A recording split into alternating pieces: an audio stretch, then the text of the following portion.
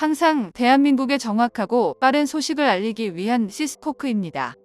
구독과 좋아요는 영상 제작에 큰 힘이 됩니다. 이젠 세계 방산 시장에서 대한민국이라는 나라가 확실히 자리를 잡았습니다. 그동안 전 유럽과 세계의 방산 수출 시장을 휘어잡던 독일이 한국이라는 나라의 왕좌 자리를 뺏길까 안절부절하고 있는데요. 사실 한국이 독일을 이미 따라잡았다고 해도 과언이 아닙니다. 독일이 이처럼 한국에 따라잡힌 데는 다 이유가 있습니다. 뛰어난 성능과 가격 빠른 납품 등으로 경쟁력을 갖춰야 하는 게 일반적인 상식인데, 독일은 유럽의 일종의 방산 카르텔을 형성하며 지속적으로 나태해졌는 건데요. 이젠 한국을 견제하느라 정신이 없습니다.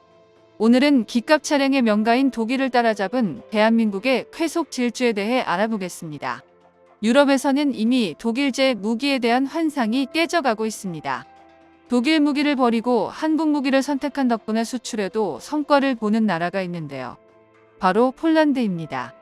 지난해 우크라이나는 폴란드에서 K9 폴란드 파생형 자주포 크렘 60대 구매 계약을 체결했는데요. 항상 자주 국방을 꿈꿔왔던 폴란드는 우크라이나를 통해 크랩 자주포의 첫 수출을 달성할 수 있었고, 이번 기회를 틈타 독일을 제치고 무기 수출을 늘리는 것을 목표로 삼았습니다. 하지만 크랩 자주포 역시 실전에서 문제점들이 드러나며 수출의 발목이 잡힐 것으로 예상되는데요. 크랩 자주포의 가장 큰 문제점은 순수 폴란드제 무기가 아니라 해외에서 부품을 끌어와 짜집기식으로 제작한 무기라는 점입니다. 우선 크랩 자주포의 차체는 한국의 K9 자주포에서 가져온 것이며, 포탑은 영국의 자주포 AS90에서 포시는 프랑스 넥스터 시스템즈에서 공급받아 사용하고 있습니다. 폴란드에서 자체적으로 제조하는 부분은 사실상 전자장비뿐인데요.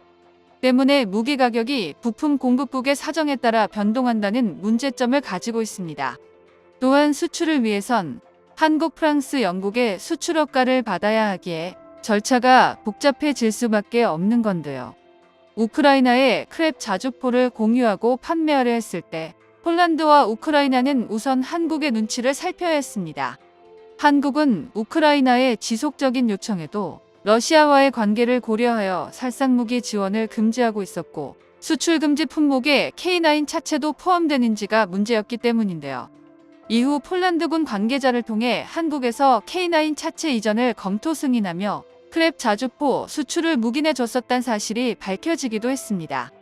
한국의 허가 덕분에 첫 수출에 성공했지만, 향후 크랩 자주포를 구입하기 위해선 한국의 승인을 얻어야 한다는 조건이 붙어 있다는 사실이 전 세계에 공개되었습니다.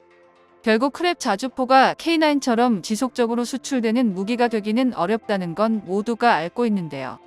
현재 자주포 시장을 절반이나 차지한 독보적인 1위가 왜 대한민국의 K9 자주포인지를 깨닫게 되는 사례라고 할 수 있습니다. 저렴한 가격에 뛰어난 성능, 그리고 향후 수십 년간 보장된 개량과 사후 서비스까지 장기적인 안목으로 구매해야 할 군사무기에 있어 K9보다 더 좋은 선택지를 찾을 수가 없던 것이죠. 따라서 폴란드도 크랩을 버리고 자국의 차세대 자주포로 K9을 채택한 상황입니다. 이 와중에 한국은 꾸준히 독보적인 무기 납품 능력을 증명해 나가고 있는데요. 대한민국 방산이 성능과 가격 빠른 납품 등 흠잡을 데 없는 활약을 보이는 가운데, 독일 방산은 우크라이나에서 수모를 당하고 있습니다. 전쟁이 한창인 우크라이나는 한 줌의 무기라도 손에 넣으려고 혈안이 되어 있는데요.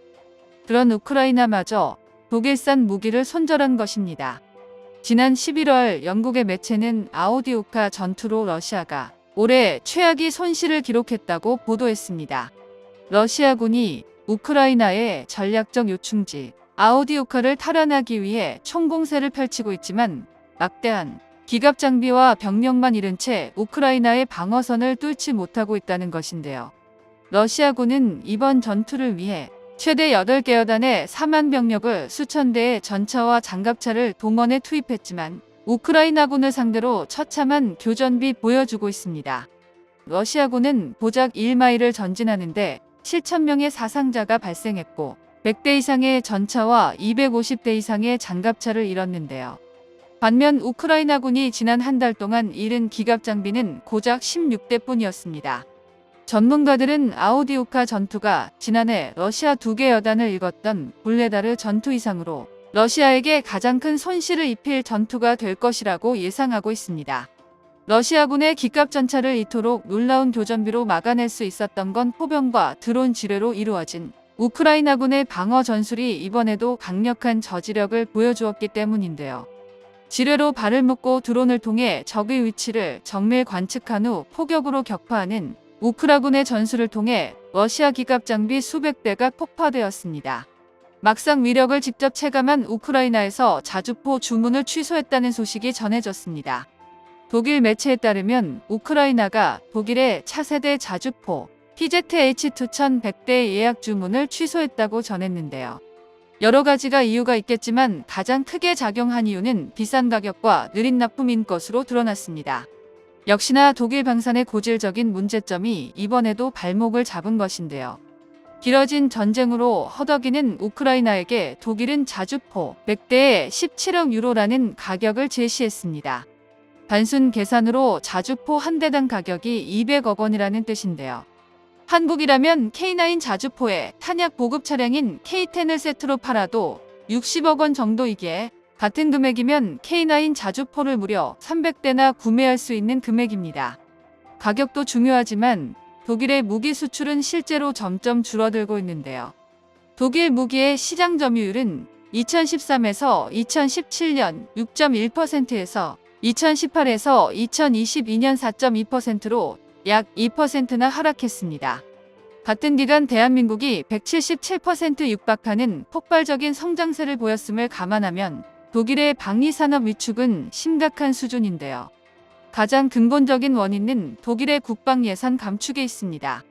이미 시장을 장악한 독일은 현 상황에 안주하며 GDP 대비 국방 예산을 1.2%까지 감축했고 레오파르트2 전차의 생산 라인도 16분의 1 수준으로 줄였습니다.